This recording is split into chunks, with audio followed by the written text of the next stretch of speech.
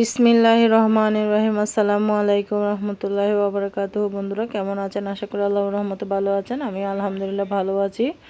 আজকে আপনাদের মাঝে আরেকটা ব্লগ ভিডিও নিয়ে হাজির হয়েছি। সবাইকে অনেক অনেক ধন্যবাদ। বন্ধুরা আজকে আরেকটা ভিডিও নিয়ে হাজির হয়েছে, আশা করি ভালো লাগবে। ভিডিওটা স্কিপ না করে ভিডিওটা ফুল ওয়াচ করে দিবেন। আপনাদের মাঝে অনুরোধ রইল, আমার চ্যানেলে যে দেশ ও দেশের বাইরে যে বন্ধুরা ভিডিওগুলো দেখতেছেন সবাইকে অসংখ্য অসংখ্য ধন্যবাদ, অনেক অনেক ভালোবাসা। বন্ধুরা এখানে আমি অনেকগুলো আম নিয়ে নিয়েছি। এগুলো হচ্ছে আমরুপালি। আমের মধ্যে কিন্তু সবচাইতে মজাদার একটি আম হচ্ছে আমরুপালি। এই আমটা যত খাবেন আপনার খেতে ইচ্ছে করবে। এই জন্য এই আমটা আমি আজকে সারা বছর কীভাবে এই আমের স্বাদ গন্ধ ঠিক রেখে সংরক্ষণ করবেন সেই ভিডিওটা আপনাদের মাঝে নিয়ে আসলাম। আশা করি ভিডিওটা ভালো লাগবে। ভালো লাগলে বন্ধুরা আপনাদের বন্ধুদের মাঝে ভিডিওটা শেয়ার করে দিবেন। আর এই পর্যন্ত এসে যারা এখনও লাইক দেন না, একটা ছোট্ট লাইক দিয়ে ভিডিওটা কন্টিনিউ করার অনুরোধ রইল বন্ধুরা।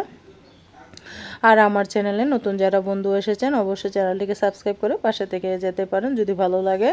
দেখুন আমি এখানে আমগুলোকে ভালো করে পরিষ্কার করে ধুয়ে নিয়েছি। অনেকগুলো আম বেছে নিয়েছি, অবশ্যই শক্ত শক্ত করে শক্ত দেখে নিতে হবে। তারপরে এখানে আমি একটা নর্মাল ফ্রিজের ড্রয়ার নিয়ে নিয়েছি। ড্রয়ারের মধ্যে আমগুলো আমি রেখে দিচ্ছি। এই যে এটা হচ্ছে প্রথমে স্টেপ, কিভাবে আপনারা নর্মাল ফ্রিজে 3-4 মাস আম সংরক্ষণ করতে পারবেন, একদম পুষবে না। ভালো করে সেটাই দেখিয়ে দিচ্ছি। আমটাকে ধুয়ে ভালো করে আমি মুছে নিয়েছি।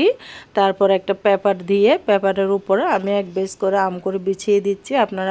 আমি আরেক অবশ্যই একটু ফাঁক ফাঁক করে রাখবেন, একদম গাদাগাদি করে রাখবেন না, না হলে কিন্তু আমটা ভালো থাকবে না। সেই জন্য অবশ্যই একটু শক্ত আম নিয়ে একটু ফাঁক ফাঁক করে এক বেস রেখে আমি আরেক বেসে পেপার বসিয়ে দিয়েছি। বসিয়ে দিয়ে আবারও আম রাখতেছি। এইভাবে কিন্তু আপনারা 5-6 মাস পর্যন্ত আমগুলোকে একটু বেছে বেছে নিয়ে খেলে 5-6 মাস পর্যন্ত নর্মাল ফ্রিজে আমগুলো একদম ভালো থাকবে। বন্ধুরা আপনাদেরকে দেখাচ্ছি, আশা করি ভিডিওটা ভালো লাগবে আর আপনাদের কাজেও আসবে। আমরা কিন্তু এইভাবে আম রেখে 3-4 মাস আম খাই। আমের সিজন কিন্তু শেষ হয়ে যাচ্ছে প্রায়। সেই জন্য আমি বলবো আপনারা বেশি করে আম কিনে এভাবে সংরক্ষণ করে রেখে বাচ্চাদেরকে খাওয়াতে পারেন।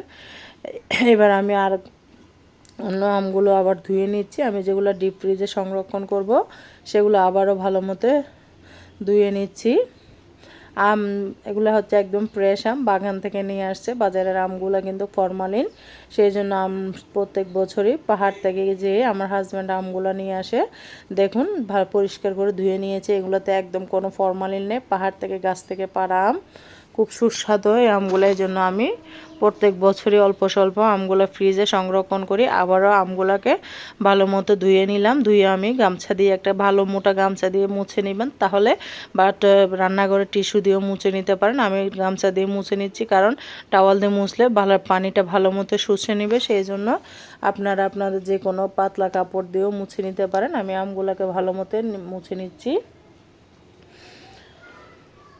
কারণ বন্ধুরা আম তো সবসময় পাওয়া যায় না। সেই জন্য আপনারা সারা বছর যেভাবে আম বাচ্চাদেরকে খাওয়াতে পারবেন সেই স্টেপটা দেখা দিচ্ছি। আমি আমগুলোকে ভালো মতো মুছে একটা পলির মধ্যে নিয়ে নিচ্ছি। এই আমগুলো আমি ডিপ ফ্রিজে সংরক্ষণ করব। একটা পলিতে সুন্দর করে নিয়ে পলির বাতাসগুলো সরিয়ে দিয়ে গিট করে রেখে দিলে কিন্তু আপনার ডিপ ফ্রিজে এগুলো 1 বছর 1.5 বছর ভালো থাকবে।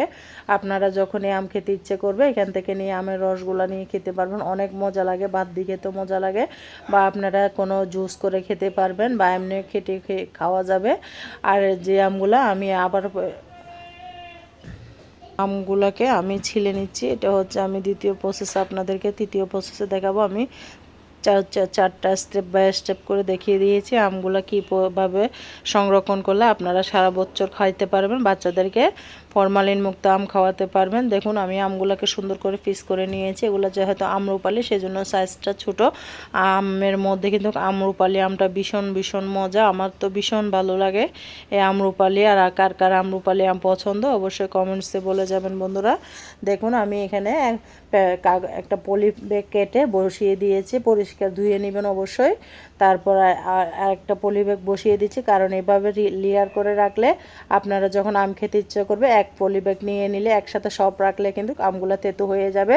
সেজন্য এরকম করে রাখলে আপনারা একদম মনে করবেন যেন টাটকা আম কেটে খাচ্ছেন। সেই ফ্লেভারটা স্বাদ গন্ধ একটুও নষ্ট হবে না এই পলি দেওয়ার কারণে। অবশ্যই চেষ্টা করবেন পলি দিয়ে রাখার জন্য। দেখুন আমার আম কিন্তু আমি রেখে দিয়েছি। আরেকটা প্রসেস দেখাচ্ছি। দেখুন আমি একটা পলি নিয়ে নিয়েছি, পলির মধ্যে সেই পিসগুলো আম এখানে অল্প করে রাখতেছি। বক্সে যদি বক্সে লেয়ার করে কিন্তু বেশি করে রাখতে পারেন, পলি ব্যাগে কিন্তু অল্প অল্প করে কয়েকটা পলি ব্যাগ করে আপনারা রাখতে পারেন। যখন খাওয়ার দরকার হবে একটা পলি নামিয়ে আপনারা খেয়ে নিতে পারবেন পরিবারের সবাই। অনেক মজাদার, এই স্বাদ গন্ধ কিচ্ছু নষ্ট হবে না। আপনারা এইভাবে কিন্তু সারা বছর আম সংরক্ষণ করতে পারেন বন্ধুরা। যদি ভিডিওটা ভালো লাগে আমার চ্যানেলে একটা লাইক দিয়ে পাশে থাকার অনুরোধ রইল। সবাই ভিডিওটা এতক্ষণ পর্যন্ত যারা কন্টিনিউ করেছেন সবাইকে অসংখ্য অসংখ্য ধন্যবাদ, অনেক অনেক ভালোবাসা। আর যারা এই পর্যন্ত এসে এখনও লাইক দিতে ভুলে গিয়েছেন বন্ধুরা, একটা লাইক দিয়ে আমাকে আমার চ্যানেলটিকে সহযোগিতা করুন। দেখুন আমি এখানে 4টা স্টেপে দেখিয়েছি আপনাদেরকে। আমি সংরক্ষণ করেছি একটা পলি ব্যাগে বক্সে করে, তারপর রেখেছি আমি 2টা পলি ব্যাগে রেখেছি। দেখুন অনেক সুন্দর করে কিন্তু আমগুলো সংরক্ষণ করা যাবে। এভাবে রাখলে আপনার স্বাদ গন্ধ কিচ্ছু নষ্ট হবে না। এভাবে আম সংরক্ষণ করে আপনারা সারা বছর কিন্তু রেখে দিতে পারেন। দেখুন আমি নর্মাল ড্রয়ারে রেখেছি। এইভাবে 6-7 মাস আপনারা নর্মাল ফ্রিজে আমগুলো আপনাদের ভালো থাকবে বন্ধুরা। দেখুন আপনারা এবার 4টা স্টেপ ফলো করলে কিন্তু আপনাদের আম কিন্তু একদম পারফেক্ট সারা বছর আমের খেতে পারবেন, আর বাচ্চাদেরকেও খাওয়াতে পারবেন। সবাই ভালো থাকবেন, সুস্থ থাকবেন। আল্লাহ হাফেজ।